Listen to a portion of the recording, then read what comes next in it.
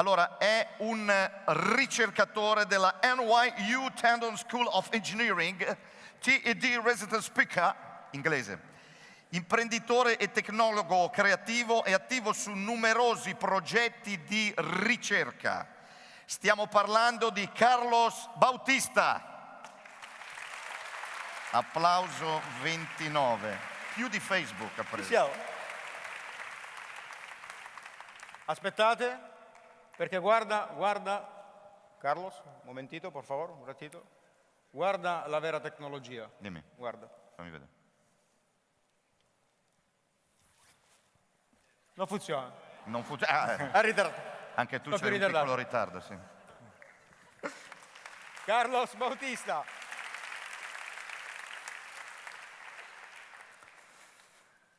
Okay. Thank you for the invitation. Grazie.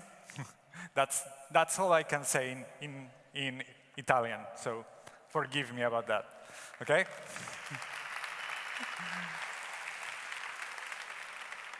Okay. Let me start by asking a question. Who bears the responsibility for gathering, sharing, and systematizing information? Public information. The concept of information democratization, it's been around for the last 10 years, and it refers to the amount of involvement of private citizens, in the way that information is published, distributed, and shared. This concept, it's really important for us, as we need to think about it. So, sorry. Come on, give me support. You're supposed to support.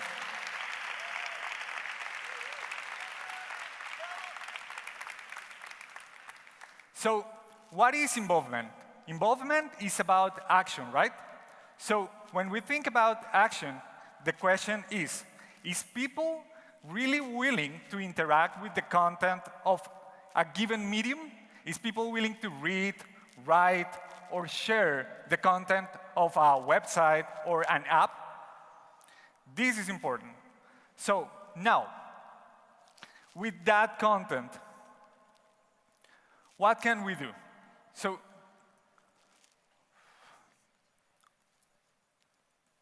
oh, come on, no way. Thank you, come on. It's coming. Oh, there is one. Okay, so I've been working in developing Minesafe, which is a mobile app to help people of rural areas of the world to avoid landmines.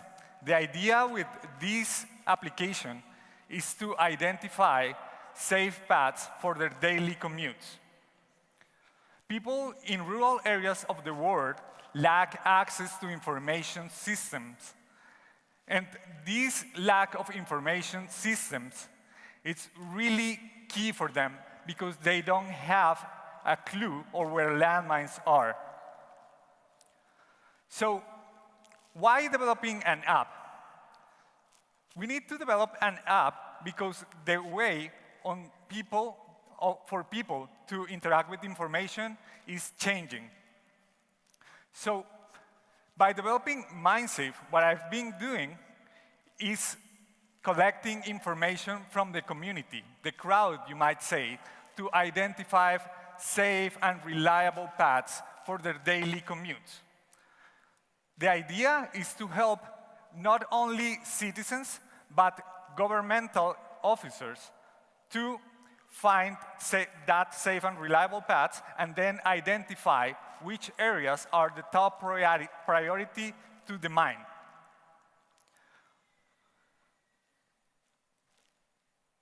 After that, we have been developing that. No, I'm going to use my copy here. let me.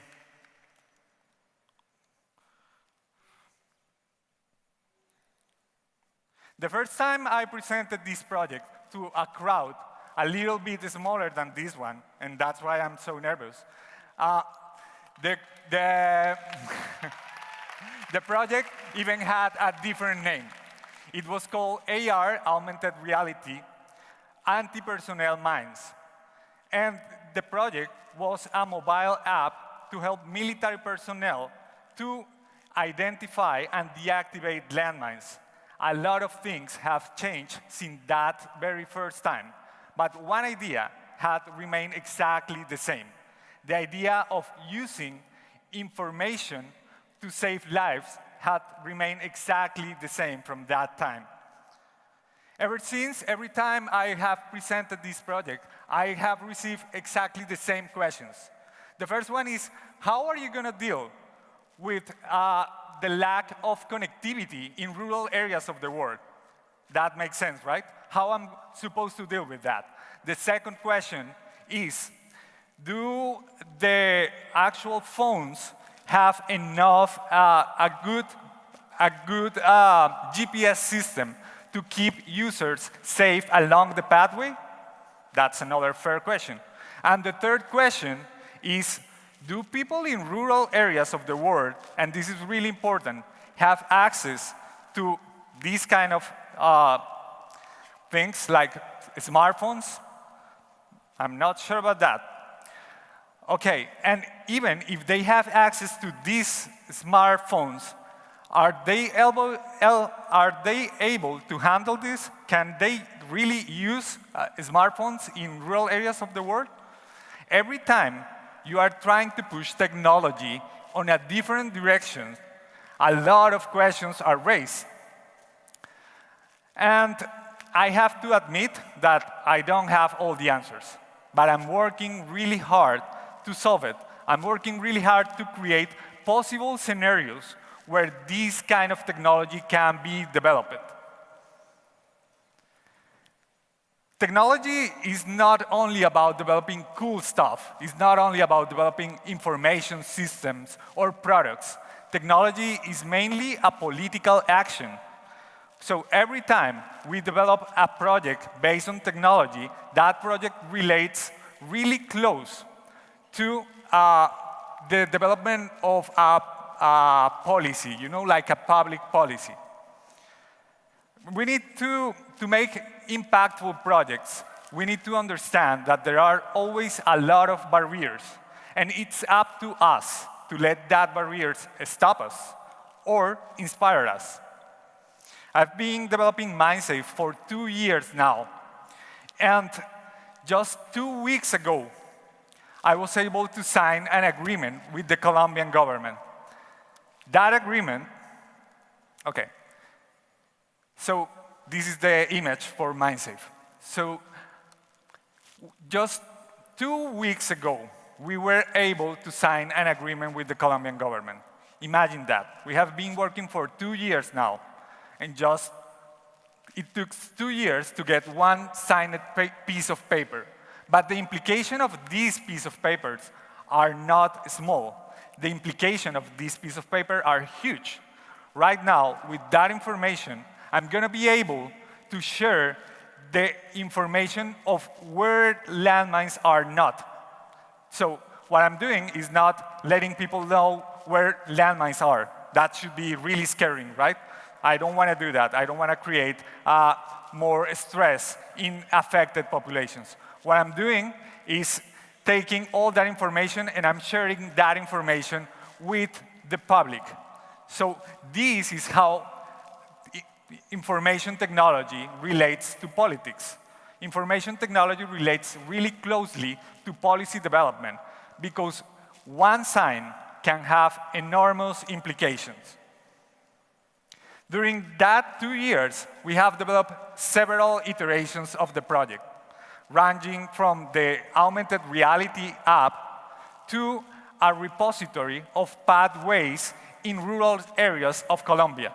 What we are doing to develop that repository is to take all the information from OpenStreetMaps, I'm pretty sure that many of you know that a lot of mapping technologies rely on that technology. So we are taking all the information we are collecting. We develop an algorithm to collect all the information from OpenStreetMaps, and we are taking that information together with the Colombian government information. What is the goal on doing that?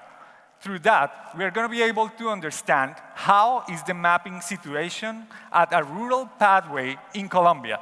And this is going to be the baseline for the development of Mainstage. So this is our mission. So it's an application which provides tools to plan safe routes, report landmines, and organize the mining efforts. And this is our audience. These persons are the persons we are designing and developing the technology for. The process of building information system is far away from being a straightforward and nice project. This project is more likely related to the process of developing a law or a public policy. It's an iterative process. We need to understand that this is not going to be like a straightforward process. This is going to be a process with a lot of iterations. But there is hope by the end of this. If we understand, if we really empathize with the populations we are designing for, we have an advantage.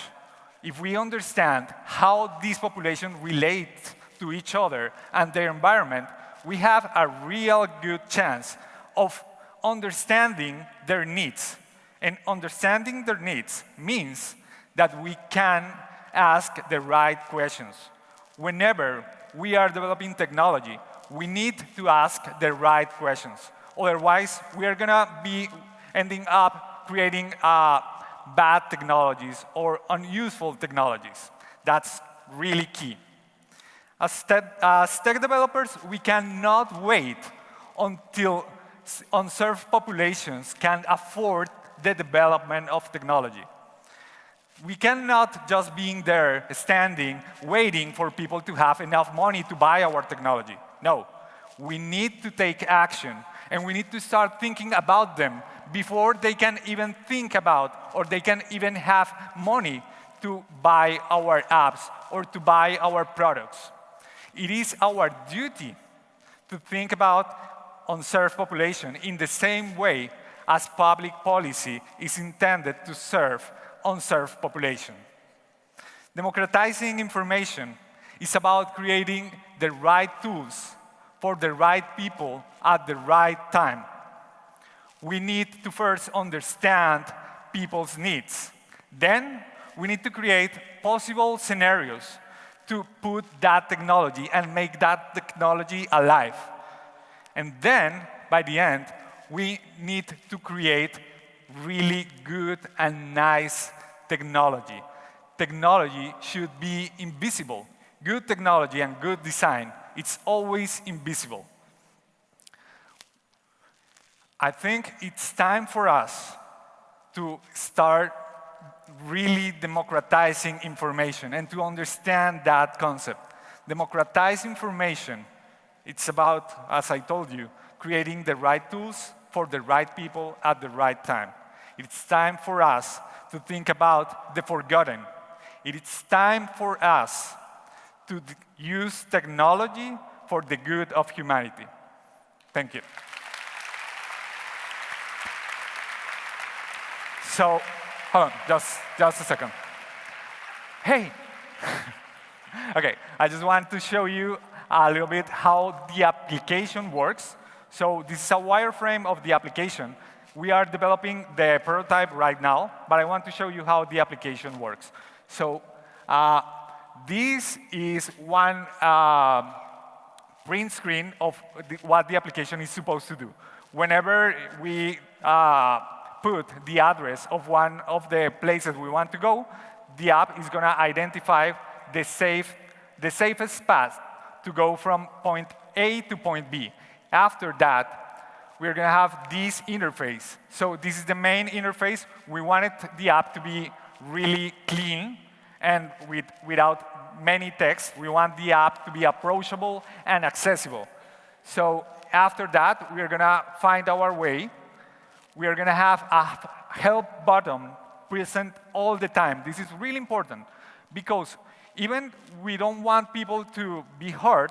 If they get hurt by any chance, we need them to be attended. We need them to be cared of. So this button at the bottom is really important.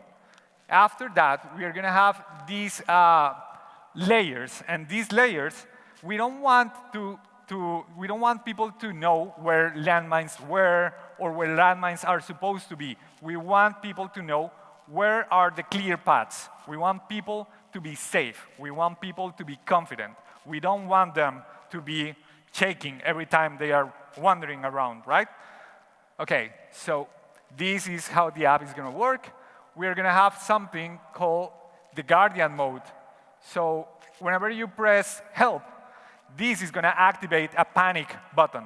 So this is going to share your information, and that's why democratizing information is important. We are going to share, but we are going to be really careful with the information of people. We are going to have all the information of our users to help them, not to sell them stuff, right?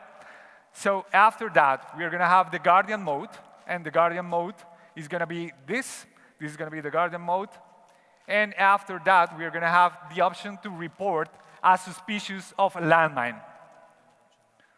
So with that, I'm going to show you really fast. Those are the deminers. So let me go back a little bit. So in case you haven't seen something like that, this is a manual deminer. This guy, what he's doing is taking landmines out of the ground. This is a really dangerous work. So what we want to do with them is help them in their daily work. And we are going to share with them the information of the government as well. So we are going to allow them to see where the suspicious areas are, where are the ongoing demining areas, where are the non-technical survey areas, and where are the clear zones. By the end of this process, we want the Colombian map and the world map to be completely green. That's why the interface of the app is green. We want the world to be completely green, and green means free of landmines. And I think that's pretty much it. Thank you so much. Gracias, Carlos. Grazie. ¿Podemos hablar español mejor? Perfecto. Gracias. Gracias porque llegaste para estos 15 minutos directamente desde New York. ¿Vale? E volevo ringraziarlo perché è arrivato direttamente da New York per questi 15 minuti, solamente per questo, e muchísima suerte para tú, para la aplicación, para tu proyecto, desde nosotros y desde también Italia. Muchas gracias. Gracias.